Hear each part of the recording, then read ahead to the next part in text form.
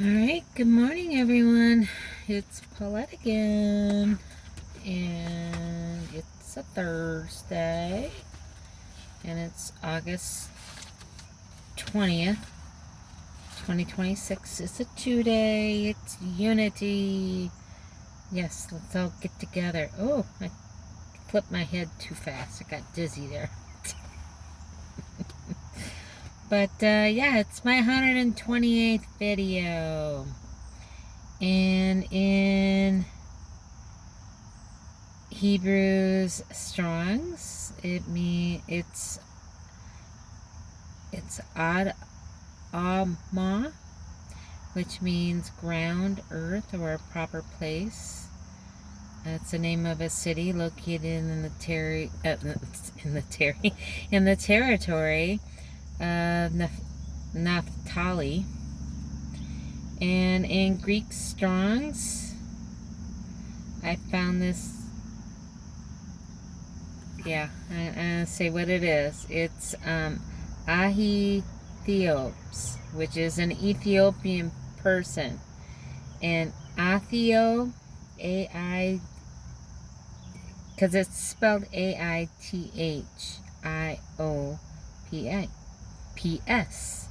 And the A-I-T-H-O means to scorch. And O-P-S means face. So it literally means a face scorched by the sun. So aren't they darker skinned? Yeah, I think pretty much all the Middle Eastern, I'm thinking? I don't know, I could be very wrong. They have like people from India, they're like, their skin, even in Mexico, which is kind of crazy, I guess, because that borders the U.S. I don't know, I don't know. That's probably something false that has been taught to us. That people from warmer climates have skin that's darker. Yeah, that's probably something that's very, very false that we're led to believe now that I think about it, because it doesn't make sense to me. Because I think you do have some fair-skinned people. Yeah. Yeah, thank you, God, for that clarity. Yeah, God just crossed my mind with that. But what I wanted to say, the Ethiopian person, because yesterday in my video I said I wanted to listen to Numbers. And in Numbers, it spoke of an Ethiopian woman in there. And I was like, wow, I've never heard like the Bible in all my listenings to, unless it just stuck out to me because I just did the Ethiopian Strong's number. But yeah, it's usually names. It's not like, well, I guess Levites, things like that. So I don't know. But yeah, I just found it was in sync with what I was doing. It's fascinating to me how, because God led me to listen to Numbers yesterday. It was a 3-hour video, and I did it. I did it. I disciplining my attention span, because society has really taught you to have less of one. That's for sure, which is very harmful. Alright, so let's catch up on some Psalms here. So Psalms 45. Oh, Tingles is a royal wedding song. Maybe because we're going to be going to a wedding soon. Hey, let's let's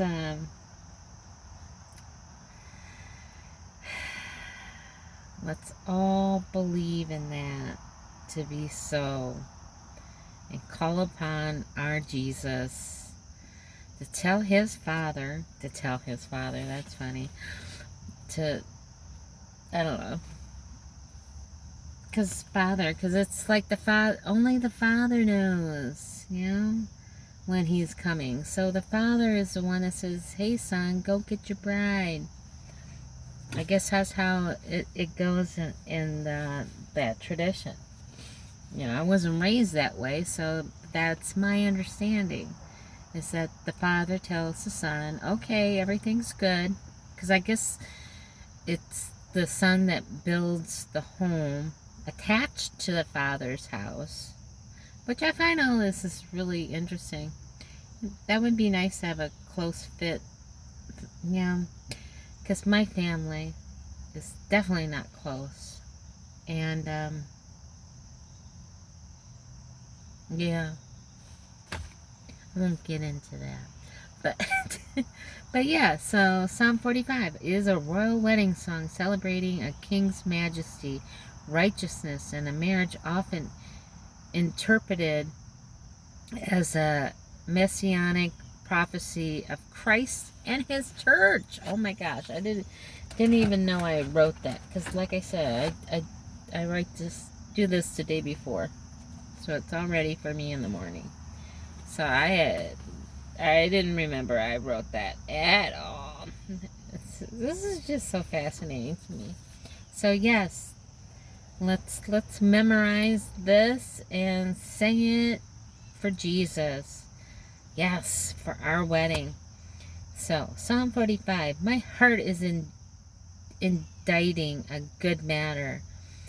I speak of the things which I have made touching the king. My tongue is the pen of a ready writer. Thou art fairer than the children of men. Grace is poured into my lips. Therefore God hath blessed thee forever. Gird the word upon thy thigh, O most mighty, with thy glory and thy majesty.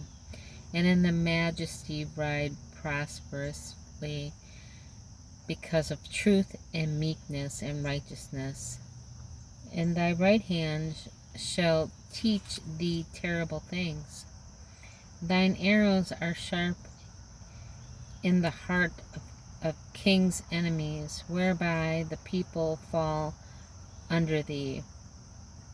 Thy throne, O God, is forever and ever. The scepter of thy kingdom is a right scepter. Thou lovest righteousness and hateth wickedness. Therefore God thy God hath anointed thee with the oil of gladness above the fellows. All thy gardens smell of myrrh and aloes and cassia. Out of the ivory palaces whereby they have made thee glad. King's daughters were among those honorable women. Upon the right hand did stand the queen in gold of Ophir. Hearken, O daughter, and consider the incline thine ear. Forget also thine own people and thy father's house. So shall the king greatly desire the beauty, and he is thy Lord, and worship thou him. And the daughter of Tyre, I guess that's Turkey, shall be there with a gift.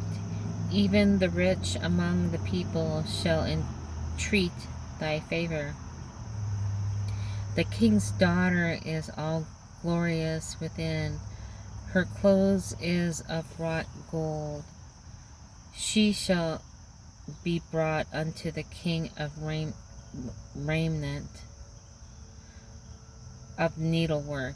The virgins, her companions that follow her, shall be brought unto thee. With gladness and rejoicing shall they be brought. They shall enter the king's palace. Instead of my father shall be thy children, whom thou mayest make princes in all the earth.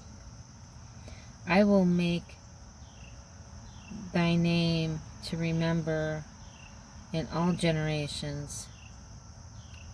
Therefore shall the people promise thee forever and ever.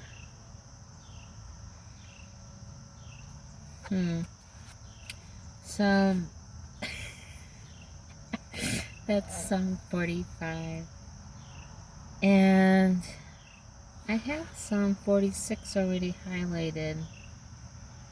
For some reason I highlighted it. And if I was a really I was never one for highlighting and knowing what's important. Like a good note taker, let's put it that way. In school, yeah, that was just not my thing. What I should have done, some people are made for that. I'm a speaker. I got the gift for gab. Like my friend, she's into the spreadsheets and all that. I'm like, that's fascinating, but that's not me. But if I was really good, now it crossed my mind, I should have a book or something saying why I did what I did, so when I wonder, why did I do this? I know why. Because I have little tick marks. So Psalm 46 was ticked off, and then I highlighted the 7th and the 10th verse in here. So I guess we'll find out. Maybe. So it's written by the sons of Korah, likely during the crisis of 701 BC when King Sennacherib of Assyria besieged Jerusalem in 2 Kings 18 through 19 and Isaiah 36 through 37. Facing a terrifying, unstoppable army, the psalm serves as a song of confidence in divine protection. God is our refuge and strength. So maybe I did this when I was really struggling. Let's put it that way. I was struggling with having confidence, maybe. We'll see. After God's miraculously destroyed the Assyrian camp, prompting the city's deliverance. So, I'm going to read it now. God is our refuge and strength, a very present help in trouble. Therefore will not we fear, though the earth be removed, and though the mountains be carried in the midst of the sea, though the waters thereof roar and be troubled, though the mountains shake with the dwelling thereof, Selah. Where is a river, the streams whereof shall make glad the city of God, the holy place of the tabernacles of the Most High. God is in the midst of her. She shall not be moved. God shall help her, and that right early. The heathen raged, the kingdoms were moved, and he uttered his voice. The earth melted. The Lord of hosts is with us. The God of Jacob is our refuge. I highlighted that. Selah. Come behold the works of the Lord, what desolations he hath made in the earth. I find it fascinating. I was hearing the train in the distance. So yeah, that was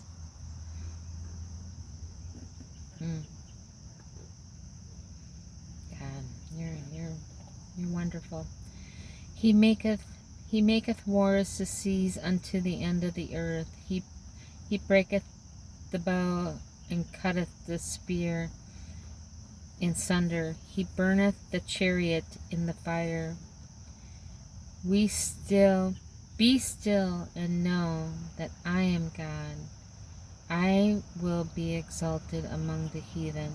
I will be exalted in the earth. That was highlighted. The Lord of hosts is with us. The God of Jacob is our refuge. Selah.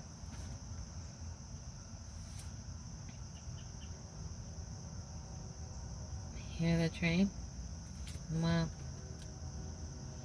which, when I hear the train, my youngest daughter, her friend, is on that train.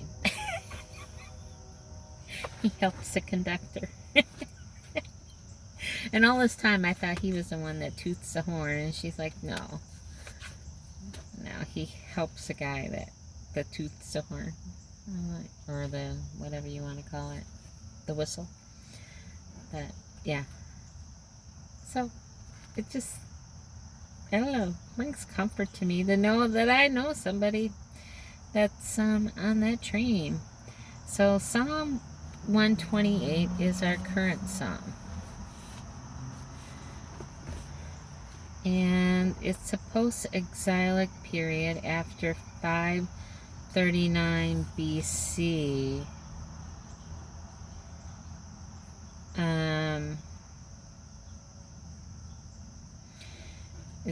It's to fear and obey God. That true happiness and well-being comes from honoring God and living righteously. And yeah. Why does 539 stick out to me? I don't know why. Felt like it had some meaning. But Psalm 128. Blessed is everyone that feareth the Lord, that walketh in his ways. For thou shalt eat the labor of thine hands.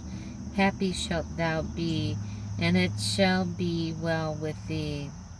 Thy wife shall be a fruitful vine by the sides of thine house. Thy children like olive plants round about thy table. Behold, that thus shall the man be blessed that feareth the Lord. The Lord shall bless thee out of Zion, and thou shalt see the good of Jerusalem all the days of thy life. Yea, thou shalt see thy children's children, and peace upon Israel. Yeah, I wonder if you can hear that woodpecker. Yeah. Peace be upon Israel.